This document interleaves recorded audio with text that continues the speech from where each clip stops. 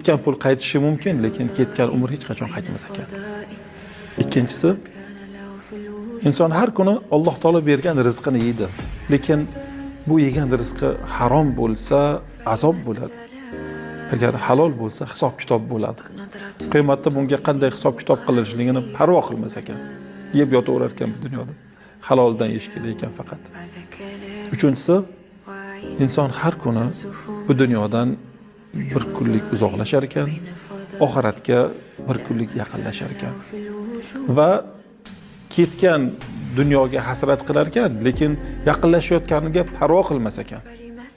Vaholanki yaqinlashib bir kuni bitib o'lgandan keyin rohatda bo'ladimi, azobda bo'ladimi, buni ham parvo qilmas ekan. Payg'ambar sollallohu alayhi vasallam shunga duo qilganlardi. Ey Alloh, bizni g'am tashvishimizni faqatgina dunyo qilib qo'ymagin deganlar.